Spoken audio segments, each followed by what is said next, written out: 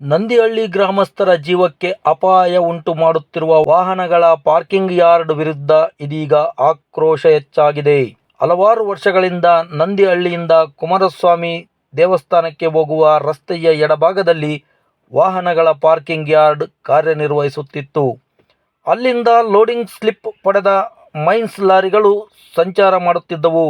ಆದರೆ ಕಳೆದ 2-3 ದಿನಗಳಿಂದ ಆ ಪಾರ್ಕಿಂಗ್ ಸ್ಥಳವನ್ನು ರದ್ದುಪಡಿಸಿ ಜಸ್ಟ್ ಪ್ಲಾಟ್ ಪಕ್ಕದಲ್ಲಿಯೇ ಹೊಸದಾಗಿ ಪಾರ್ಕಿಂಗ್ ವ್ಯವಸ್ಥೆ ಮಾಡಲಾಗುತ್ತಿದೆ ಎಂಬ ಗಂಭೀರ ಆರೋಪ ಕೇಳಿಬರುತ್ತಿದೆ. ಈ ಹೊಸ ಪಾರ್ಕಿಂಗ್ ಯಾರ್ಡ್ನಿಂದ ಗ್ರಾಮಸ್ಥರಲ್ಲಿ ಭೀತಿ ಹೆಚ್ಚಾಗಿದ್ದು, ಲೋಡಿಂಗ್ ಸ್ಲಿಪ್ ಪಡೆದ ವಾಹನಗಳು ನಾ ಮುಂದು ತಾ ಮುಂದು ಎಂಬಂತೆ ರಭಸವಾಗಿ ಚಲಿಸುತ್ತಿದ್ದು ಟ್ರಾಫಿಕ್ ಜಾಮ್ ಉಂಟಾಗುತ್ತಿದೆ ಎಂದು ನಂದಿಹಳ್ಳಿ ಗ್ರಾಮಸ್ಥರು ಆರೋಪಿಸಿದ್ದಾರೆ. ಇದೇ ಮಾರ್ಗದಲ್ಲಿ ಬಿಕೆಜಿ, ಎಸ್ಕೆಎಂಇ, ಕೆವಿಎಚ್, ವೆಸ್ಕೋ ಸೇರಿದಂತೆ ಹಲವಾರು ಮೈನ್ಸ್ಗಳ ನೂರಾರು ಲಾರಿಗಳು ಸಂಚಾರ ಮಾಡುತ್ತಿವೆ. ಜೊತೆಗೆ ರೈಲ್ವೆ ಯಾರ್ಡ್ ಮತ್ತು ಕನ್ವೇಯರ್ ಬೆಲ್ಟ್ ಪ್ರದೇಶಗಳಿಗೆ ಇದೇ ರಸ್ತೆ ಸಂಪರ್ಕ ಹೊಂದಿದೆ. ಕುಮಾರಸ್ವಾಮಿ ದೇವಸ್ಥಾನಕ್ಕೆ ತೆರಳುವ ಭಕ್ತರು, ಸಂಡೂರಿಗೆ ಪ್ರಯಾಣಿಸುವ ವಿದ್ಯಾರ್ಥಿಗಳು, ಸ್ನಾತಕೋತ್ತರ ಕೇಂದ್ರದ ವಿದ್ಯಾರ್ಥಿಗಳು, ಕಾರ್ಮಿಕರು ಹಾಗೂ ಗ್ರಾಮಸ್ಥರಿಗೆ ಇದರಿಂದ ತೀವ್ರ ತೊಂದರೆ ಉಂಟಾಗುತ್ತಿದೆ ಎಂದು ಸ್ಥಳೀಯರು ಆರೋಪಿಸುತ್ತಿದ್ದಾರೆ. ಈ ಹಿಂದೆ ಇದೇ ರಸ್ತೆಯಲ್ಲಿ ಹಲವಾರು ಅಪಘಾತಗಳು ನಡೆದಿರುವುದನ್ನು ಉಲ್ಲೇಖಿಸಿದ ಗ್ರಾಮಸ್ಥರು, ಮತ್ತಷ್ಟು ಅನಾಹುತಗಳು ಸಂಭವಿಸುವ ಮುನ್ನವೇ ಜಸ್ಟ್ ಪ್ಲಾಟ್ ಪಕ್ಕದಲ್ಲಿ ನಿರ್ಮಿಸುತ್ತಿರುವ ಪಾರ್ಕಿಂಗ್ ಯಾರ್ಡನ್ನು ತಕ್ಷಣ ಸ್ಥಗಿತಗೊಳಿಸಿ ಹಳೆಯ ವ್ಯವಸ್ಥೆಯನ್ನೇ ಮುಂದುವರಿಸಬೇಕೆಂದು ಸಂಬಂಧಪಟ್ಟ ತಾಲೂಕು ಅಧಿಕಾರಿಗಳಿಗೆ ಮನವಿ ಮಾಡಿದ್ದಾರೆ.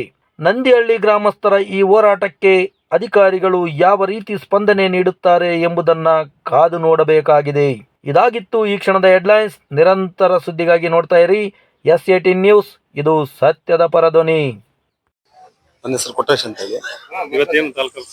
ಇವತ್ತು ನಾವು ತಹಸೀಲ್ದಾರ್ಗೆ ಒಂದು ಮನವಿ ಪತ್ರ ಕೊಡಕ್ ಬಂದಿದ್ವಿ.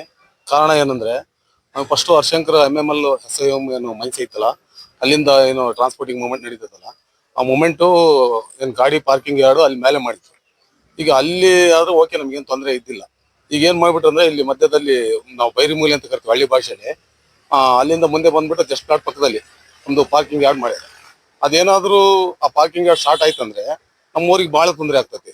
ಕಾರಣ ಹೆಂಗಂದ್ರೆ, ನಾವು ಪ್ರತಿಯೊಂದಕ್ಕೂ ಸೊಂಡರಿಗೆ ಬರ್ಬೇಕು. ಓದೋ ಮಕ್ಕಳಿಗೆ ಆಗ್ಲಿ, ರೈತರಿಗೆ ಆಗ್ಲಿ, ಪ್ರತಿಯೊಂದು ಕೂಲಿ ಕೆಲಸ ಮಾಡೋರು ಹೆಚ್ಚಿನ ಸೊಂಡರಿಗೆ ಕೂಲಿ ಕೆಲಸ ಜಾಸ್ತಿ ಮಾಡೋದು. ಹಾಗಾಗಿ ಬಹಳ ತೊಂದರೆ ಆಗ್ತೈತಿ. ಅದಕ್ಕೋಸ್ಕರ ನಾವು ತಹಸೀಲ್ದಾರ್ ತಗ ಬಂದು ಇದನ್ನ ಹೆಂಗಾರ ಮಾಡಿ ಸ್ಥಗಿತ ಮಾಡಿಸ್ಕೊಳ್ಬೇಕಂತೇಳಿ ನಾವು ಅವ್ರ ಹತ್ರ ತಹಸೀಲ್ದಾರ್ ಒಂದು ಮನವಿ ಪತ್ರ ಕೊಟ್ಟಿವಿ. ಇವತ್ತು ಇದನ್ನ ಹೆಂಗಾದ್ರೂ ಮಾಡಿ ನಾವೊಂದು ಇವತ್ತೇನಾದ್ರೂ ಅವರು ನಮಗೆ ಸ್ಪಂದಿಸಿಲ್ಲ ಅಂದ್ರೆ ಮುಂದೆ ನಾವು ಉಗ್ರ ಹೋರಾಟ ಮಾಡ್ಬೇಕಂತ ಕೂಡ ಅನ್ಕೊಂಡಿವಿ. ಸದ್ಯದ ಮಟ್ಟಿಗೆ ಒಂದೆಲ್ಲ ನಾವು ಸಿಂಪಲ್ ಆಗಿ ಬಂದು ಒಂದು ಮನವಿ ಪತ್ರ ಸಲ್ಲಿಸಿ ತಹಸೀಲ್ದಾರ್ಗೆ. ಈಗ ಅದು ಎಷ್ಟು ಸರ್ವೆ ನಂಬರ್ ಏನಾದ್ರು ಗೊತ್ತಾಯ್ತಾ ನಿಮ್ಗೆ? ಸರ್ವೆ ನಂಬರ್ ಅಷ್ಟು ಐಡಿಯಾ ಇಲ್ಲ ನಮಗೆ. ಗೊತ್ತಿಲ್ಲ. ಅದೇನು ಸರ್ಕಾರದ ಏನು ಬೇರೆ ವ್ಯಕ್ತಿ ಸಂಬಂಧಪಟ್ಟ? ಬೇರೆ ವ್ಯಕ್ತಿ ಸಂಬಂಧಪಟ್ಟಿದ್ದು. ಹಿಂದೆ ಕಾರ್ತಿಕ್ ಪ್ಲಾಟ್ ಅಂತ ಹೇಳ್ತಿದ್ರು, ಅದು ಸ್ಟಾಕ್ ಗಾರ್ಡ್ ಕಾರ್ತಿಕ್ ಪ್ಲಾಟ್ ಅಂತ ಹೇಳ್ತಿದ್ರು. ಈಗ ಅದು ಮತ್ತೆಲ್ಲ ಪ್ಲಾಟ್ ಎಲ್ಲ ಖಾಲಿಯಾಗಿ ಅವರು ಹೊಲನೇ ಮಾಡ್ತಿದ್ದಾರೆ. ಅದು ಈಗ ಅದು ಬೀಳಿತ್ತು ಸದ್ಯದ ಮಟ್ಟದಲ್ಲಿ. ಈಗ ಅದನ್ನೆಲ್ಲ ಮನೆಯಿಂದ ಕ್ಲೀನ್ ಮಾಡ್ತಿದ್ದಾರೆ. ಅದು ಬಹಳ ತೊಂದರೆ ಆಗ್ತೈತಿ ನಂದಿಹಳ್ಳಿಗೆ. ಆಮೇಲೆ ಅಲ್ಲಿ PU ಸೆಂಟರ್ ಕಾಲೇಜ್ ಆಗೈತಿ. ಅದಕ್ಕೆ ಈಗ ಮತ್ತೆ ಹೊಸದಾಗಿ ಪಾಲಿಟೆಕ್ನಿಕಲ್ ಕಾಲೇಜು ಗೌರ್ಮೆಂಟ್ ಕೂಡ ಆಗೈತಿ. ಇನ್ನೂ ಸ್ಟ್ರೆಂತ್ ಜಾಸ್ತಿ ಆಗ್ಬಿಡುತ್ತೆ ಅಲ್ಲಿ. ಈ ಸಾರ್ವಜನಿಕರಿಗೆ ಬಹಳ ಅಂದ್ರೆ ಬಹಳ ತೊಂದರೆ ಆಗ್ತದೆ ಅಲ್ಲಿ. ಅಲ್ಲಿ ಈ ಮಾಮೂಲಾಗಿ ಅಲ್ಲಿ ಮೇಲೆ ಪ್ಲಾಟ್ ಇದ್ರು ಕೂಡ ಈಗ ಎಷ್ಟೋ ಅನಾಹುತಗಳು ನಡೆದಾವ ಅಲ್ಲಿ. ಇನ್ನು ಇದು ಆಗ್ಬಿಟ್ರೆ ನಾವು ಮುಗಿದೋತಿಲ್ಲ, ಬಹಳ ಕಷ್ಟ ಅನುಭವಿಸ್ಬಿಡ್ತೀವಿ ನಾವು. ಅಂದ್ರೆ ನೀವು ತೊಂದರೆ ಆಗ್ತದೆ ಅಂತ ಹೇಳ್ತಿದ್ರಿ, ಯಾವ ರೀತಿ ನಿಮಗೆ ತೊಂದರೆ ಆಗ್ತದೆ ಅಂತ ಹೇಳ್ತೀರಾ? ನಾವು ಪ್ರತಿಯೊಂದು ಸಾಮಾನ, ನಾವು ಹಳ್ಳಿ ಜನಾಂಗ, ನಾವು 23ನೇ ವಾರ್ಡಿ ಸೇರಿದ್ರು ಕೂಡ ಹಳ್ಳಿ ತರಾನೇ ಇರೋದು ನಮ್ಮೂರು.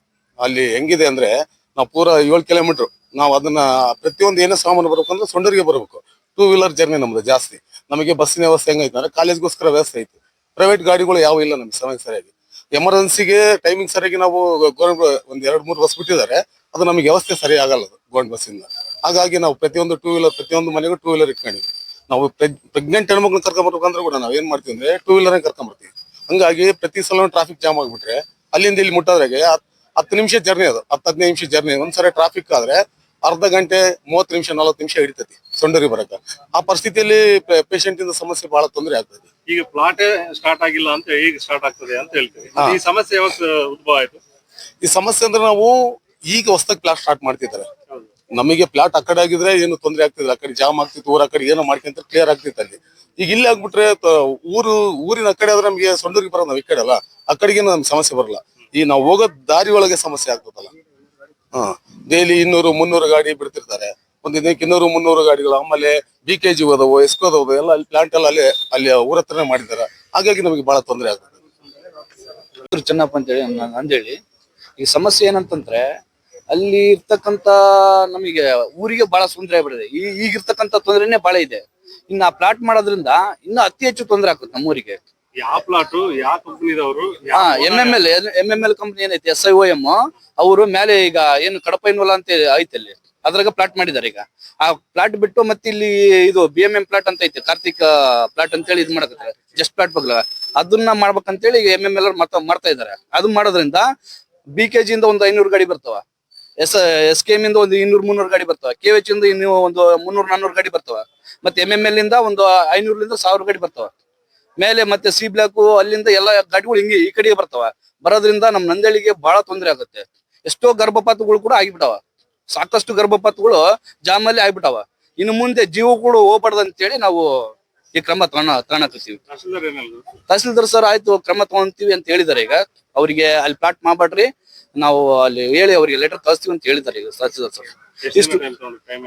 ಈಗ ಟೈಮ್ ಏನ್ ಹೇಳಿಲ್ಲ ಅವರು, ಆಯ್ತು ಮಾತಾಡಿ ಇದು ಮಾಡ್ತೀವಿ ಅಂತ ಹೇಳಿದ್ರೆ. ಅದ್ರ ಬೇರೆ ಈಗ ಡಿಪ್ಲೊಮಾ ಕಾಲೇಜ್ ಕೂಡ ಆಗಿದೆ ಈಗ ನಮ್ ನಂದೇಳಿಯಲ್ಲಿ.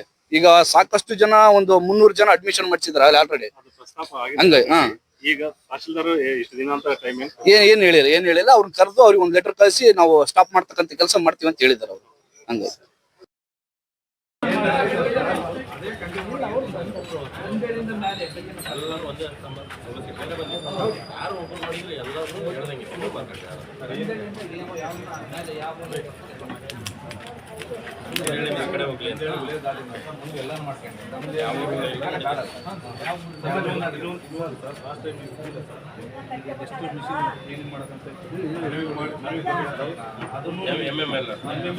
JSW ಮಾಡೋದು ಸರ್. ಅದನ್ನು ನಮ್ಗೆ ಏನು ರೆಸ್ಪಾನ್ಸ್ ಆಗಿಲ್ಲ ಸರ್. ಅದು ಒಂದು ಸ್ವಲ್ಪ ಮಾಡ್ತೀವಿ ಸರ್. ಆಮೇಲೆ ಟೆಸ್ಟ್ ಮಿಷಿನ್ ತರಗಡಿ ಮಾಡ್ತಿದ್ರು ಪ್ಲಾಟ್ ರೆಡಿ ಮಾಡ್ಕೊಡ್ತೀನಿ ಸ್ವಲ್ಪ ಸದ್ಯಕ್ಕೆ ನಾನು